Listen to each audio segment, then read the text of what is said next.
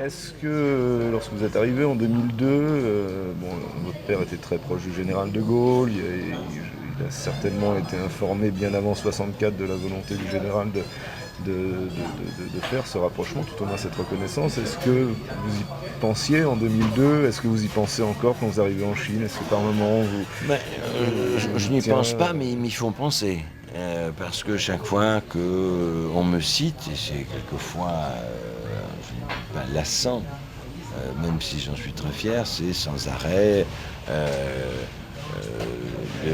le nom. Alors, mon grand-père, qui était un ami de Mao Tse-tung, mon père, mon frère Jean-Louis, et il cite avec beaucoup de facilité tous les exploits entre guillemets familiaux, ce qui de temps en temps m'agace un peu parce que d'une part les jeunes ne savent pas, les jeunes 64, les gens qui étaient conscients en 64 ont un certain âge, et puis cette jeune génération est intéressante parce que la jeune génération de Chinois que nous voyons, on parle des médecins, ce sont des jeunes générations qui n'ont, pour beaucoup d'entre eux, pas connu non plus la révolution culturelle. Ils ne l'ont pas connue, puisque ils ont 25 à 30 ans. Et c'est vrai que 67, 68, 69, ils ont 30 ans déjà. Hein. ouais. Ça fait 30 ans, donc beaucoup n'étaient pas nés ou trop jeunes pour connaître ça. Sauf que les médecins âgés, euh, pour beaucoup d'entre eux, ont quand même encore cette idée de la période très difficile qu'ils ont vécue, en 67, 68. Mais c'est assez intéressant parce que ils ont gardé encore de Mao Tse-tung une image positive. C'était... Alors, c'est très ambigu. Parce que, évidemment, ils regardent pour les plus âgés leur histoire avec une certaine clairvoyance, hein, une certaine lucidité. Ils savent très bien que c'était une période très très difficile et qu'aujourd'hui, leur période de très grande liberté, entre guillemets, parce que moi, ce qui m'a beaucoup frappé, c'est cette explosion de liberté individuelle dans l'habillement, la pensée, les sorties le soir, les attitudes personnelles, mais tout ça chapeauté par le Parti communiste. Et je n'ai pas vu beaucoup, et Dieu sait si j'en ai vu, de personnes éduquées, diplômées, qui parlent politique. Ils ne parlent pas politique. Ils ont une vie. Voiture, télévision, emmènent, ils vont partout, même certains assez facilement maintenant vont à l'étranger, même très facilement, si l'étranger donne les visas. Mais ils ont un petit sourire quand ils évoquent Mao Tse-tung. Voilà, mais ce contraste incroyable qui existe entre ce que j'ai connu quand je suis venu pour les premières fois en 67 à Hong Kong et ce que j'ai entendu de la révolution et des révolutions de cette période. C'est pas la révolution culturelle, c'est la... Oui, Oui, bon, oui. d'accord. Euh, ils ont gardé, je prends par exemple Liu, qui est le professeur, qui a un certain âge, il a été mis dans un camp de redressement pendant plusieurs années, dans une ferme. Lui, le professeur, chirurgien cardiaque, renommé, quasiment une renommée internationale, eh bien, il m'a dit que pendant un certain temps, il était dans une ferme en dehors de Shanghai à faire les travaux des champs. Bon, alors, on n'aborde pas Oui. ces sujets-là. Il l'aborde comme ça en passant. Je me souviens quand on est passé devant des fermes, il m'a dit qu'il avait été pendant plusieurs années dans une ferme. C'était quand même particulier, mais la, psychologie chinoise fait qu'ils regardent beaucoup plus vers le devant que ce qui s'est passé derrière. Ça fait partie de leur vie. Mais je crois que toute l'histoire chinoise a été très chaotique. Hein, et c'est vrai qu'ils ont une attirance un peu particulière vis-à-vis de la France pour deux raisons. Parce qu'on les a toujours élevés quand ils étaient petits sous Mao Tse-tung, sous Deng Xiaoping, et puis ça s'est un peu calmé, avec la notion du grand Satan américain et la reconnaissance de l'amitié française. Ce qui fait qu'ils gardent une certaine appétence pour notre pays, tout en reconnaissant aux États-Unis la force scientifique, un certain nombre de choses. Mais ils sont quand même très désireux de ne pas mettre tous leurs œufs dans le même panier. Alors votre départ demain pour Sichuan, Oui. pas pour le Sichuan, pour la... Oui, Si, c'est Sichuan, qui était pas prévu au départ. C'est une opération de relations publiques. Ça permet de réchauffer un petit peu les liens. Il y a incontestablement des hauts et des bas dans les liens franco-chinois ou sino-français. C'est le problème du Dalai Lama et du Tibet, avec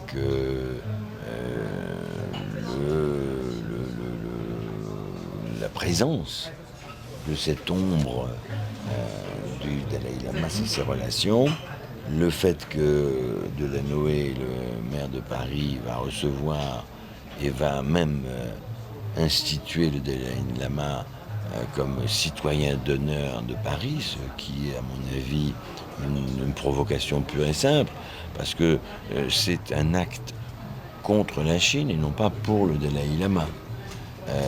Je comprends tout à fait qu'on puisse éprouver quelques sentiments en disant que un certain nombre de parties de la Chine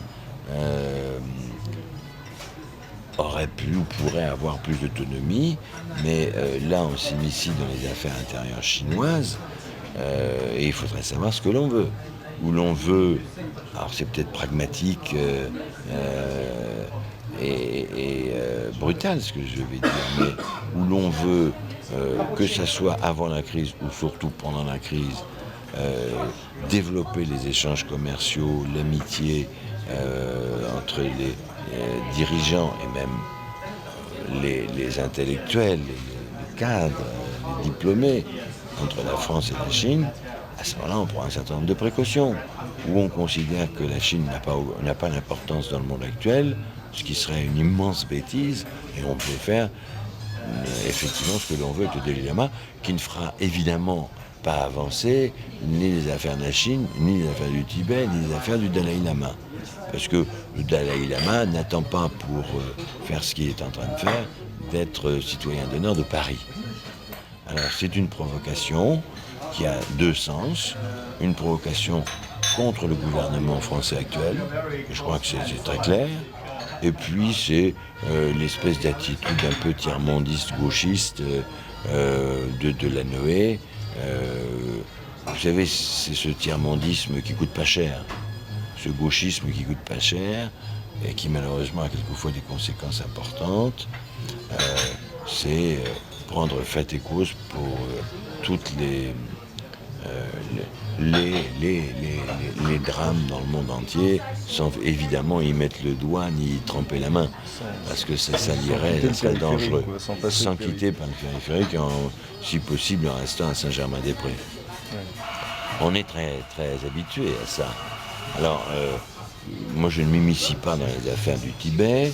Ce que je sais historiquement, c'est que le vrai Tibet, c'est-à-dire le Tibet plus qui appartenait au Tibet, ça représente le quart de la Chine. Et j'imagine bien que le quart de la Chine, on ne peut pas amputer la Chine d'un quart avec toutes les sources des fleuves, comme ça, d'un coup de baguette magique. C'est beaucoup plus complexe que ça, beaucoup plus complexe que ça. Voilà, je vais essayer de jouer un peu au pompier en montrant que, certes, je ne parlerai pas de Tibet, certes, je ne m'immiscerai pas. On a besoin d'avoir une coopération. Je dirais même qu'on a besoin, la France a besoin de la Chine pour le commerce, pour l'équilibre du monde d'ailleurs. Regardez ce qui se passe en Corée du Nord. On sait parfaitement bien qu'on a besoin de la Chine. La Chine, à un moment, était le protecteur de la Corée du Nord. Maintenant, elle commence à faire un peu machine arrière. Bon, la Chine a une influence extraordinaire sur l'ASEAN, que ce soit le Vietnam, que ce soit le Laos, bien sûr, que ce soit le Cambodge. Mais la Chine a aussi une frontière commune avec l'Afghanistan. On l'oublie. Et là, dans ce petit langue de terre qui va entre le Pakistan et l'Ouzbékistan, le Tadjikistan, Ouzbékistan, Turkménistan, qui sont les frontières, il y a Chine, Turkménistan, Ouzbékistan, il y a tous ces pays-là, et la Chine a un rôle extrêmement important. Alors, titiller la Chine sur son, comment dirais-je, sur son amour-propre, peut avoir des conséquences sur toutes les zones de la planète. Et je trouve ça irresponsable. Voilà, c'est la réelle politique. Il faut qu'on continue à avoir ces rapports avec la Chine. Alors à mon niveau, qui est plus important qu'on ne le croit, parce que quand je vais dans le Sichuan, il y a toutes les télévisions chinoises. Quand je suis allé dans le Sichuan l'année dernière, il y avait toutes les télévisions chinoises. Quand je fais les interviews à Chine Nouvelle, c'est lu par des dizaines de millions de Chinois. Et là, j'essaie de montrer qu'on peut avoir, à travers la médecine, la recherche, l'humanisme, des rapports qui sont décomplexés par rapport aux contingences politiques. Et en plus, vous êtes parlementaire, donc c'est un message encore plus En plus, fort. je suis parlementaire et j'ai le nom que je porte. Là, effectivement, pour les Chinois âgés ou ceux qui sont jeunes, et leur mémoire a été rafraîchie par les plus vieux, c'est intéressant. Et je me souviens d'ailleurs, je ne sais plus dans quelle ville c'était, j'ai vu le vieux médecin de Chou En-lai, qui était un homme qui avait 90 ans et qui marchait peu, était sur une chaise roulante. Il présidait le congrès d'urologue que je présidais aussi, et il m'a reçu dans sa chambre d'hôtel et il a pleuré. Parce que pour lui, la France était quelque chose d'absolument incroyable, merveilleux. Et il y a ces photos, mais émouvantes comme tout, de cet ancien médecin de Chou En-lai, parce que Chou En-lai avait une maladie urologique, il est mort d'un cancer de la vessie, il l'avait traité jusqu'au bout, et ce vieux médecin était ému aux larmes de voir justement quelqu'un qui descendait de la famille, alors Debré, Robert Debré, Michel Debré, Général de Gaulle, etc. Pour lui, c'était absolument fascinant. Et la déférence qui entourait ce vieux médecin, pas vis-à-vis des Chinois, ou déférence des Chinois vis-à-vis de ce médecin, était absolument incroyable, parce qu'on pensait qu'ils s'étaient libérés de toute cette fardeau, entre guillemets, du maoïsme et des révolutions culturelles qu'il y a eu, des drames, parce qu'il y a eu des drames, le grand bond en avant, etc. Malgré ça, ils avaient vis-à-vis de ce vieux médecin chinois une déférence incroyable. Alors, c'était un moment assez émouvant, très complexe, sans comprendre pourquoi il y avait autant de déférence des jeunes Chinois vis-à-vis de ce vieux, mais je pense que les Chinois, contrairement à nous, ont une attitude extrêmement polie vis-à-vis des personnes âgées, quelles qu'elles soient. Peut-être pas les criminels, mais lui qui était un médecin, ils ont une vénération des personnes âgées, et ça a été très spectaculaire. Alors votre expérience chinoise, arrivée on revient un peu, vous êtes élu parisien, est-ce que vous essayez de faire passer ces messages-là auprès de vos amis politiques, mais aussi auprès de vos opposants Pour les opposants, non, mais les amis politiques, oui, ils le savent bien. Et puisque d'ailleurs les ministres sont venus inaugurer mon service, puisque et j'en parle assez souvent,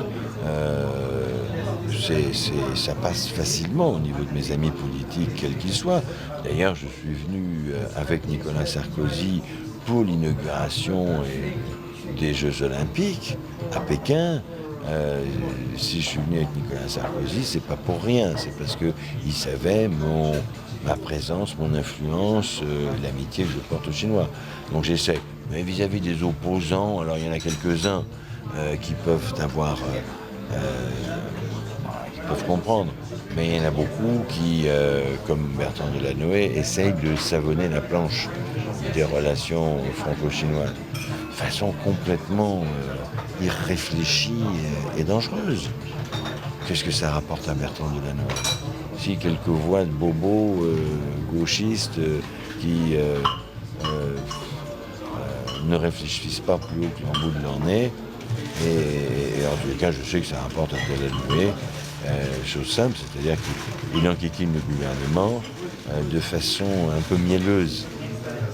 Voilà, comme il y a beaucoup de langues de bois, personne ne peut vous parler comme je vous parle en disant qu'il faut mettre d'abord un peu l'avenir, regarder l'avenir et l'évolution de ces 1,3 milliard d'habitants, bientôt 400 millions d'habitants, l'évolution technologique de la Chine, l'appétit de la Chine pour le développement, parce que comme on peut dire ce qu'on veut, moi quand je suis arrivé en 2002, j'étais venu avant mais pas dans cette position, et qu'on est maintenant en 2009, on voit en 7 ans l'évolution économique de la Chine, et je dis de la population chinoise. Alors elle n'est pas bien répartie, mais quand on nous disait qu'il y avait 100 000 riches, maintenant il y en a 100 millions.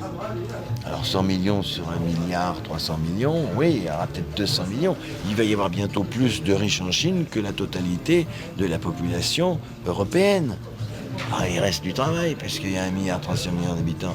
Mais quand on voit cette évolution extraordinairement rapide du niveau de vie des Chinois, alors, progressivement, c'est pas le Mingong qui vient du fin fond de la Chine et de Harbin en Mongolie, mais ceux-là seront touchés un jour par l'évolution. D'ailleurs, on sent qu'il y a une crise en Chine, et il y a une crise parce que le PIB augmentait de 12 à 15% par an, là il n'augmente plus de 6 à 7%. Mais il augmente de 6 à 7%. Alors on nous dit que pour rester en équilibre et progresser, il faudrait qu'il augmente plus, mais il augmente quand même de 6 à 7%. On aimerait bien que ça soit la même chose chez nous, hein.